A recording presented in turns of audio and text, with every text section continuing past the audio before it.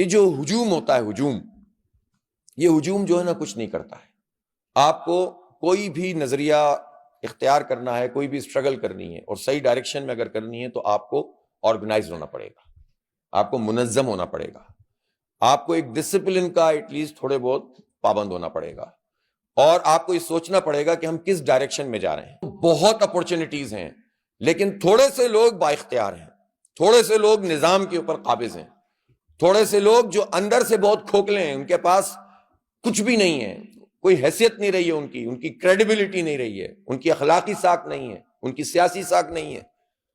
وہ ٹوٹ جائیں گے اگر ہم لوگ سب مجتمع ہو کر ٹھیک طریقے سے اپنا حق طلب کرنے کے لیے اٹھ کر کھڑے ہوں. پاکستان بہت زبردست ملک ہے، پاکستان سے مایوس کرنا ایک ایجنڈا ہے اس وقت. آپ سمجھ لیں اس وقت پاکستان دشمن قوتوں کا سب سے بڑا ہتھیار یہ ہے کہ پاکستان جن لوگوں پر مشتمل ہے ان کو اس سے مایوس کر دو، اور مایوس کرنے کے لیے ان کے پاس وہ موجود ہیں، علامات موجود ہیں کہ ہاں یہ بھی غلط، یہ بھی غلط، یہ بھی غلط. لیکن اس طرح اگر ہم نے ہتھیار ڈال دیے تو پھر کیا بچے گا؟ آپ کے پاس یہ اپرچونٹی ہے کہ آپ باہر چلے جائیں، کسی اور کے پاس یہ اپرچونٹی ہے، لیکن پاکستان میں کتنے نوجوانوں کے پاس یہ اپرچونٹی ہے؟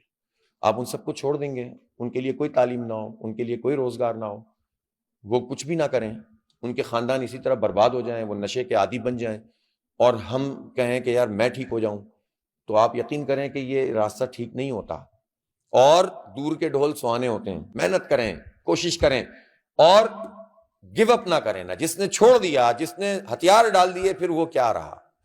تو ہمیں لڑنا ہے اس پورے نظام کے ان چند لوگوں کے خلاف جو آپس میں متحد ہیں، ہمیں تقسیم کرتے ہیں. اب ہم متحد ہوں گے اور انہیں تقسیم کریں گے انشاءاللہ. ٹھیک ہے؟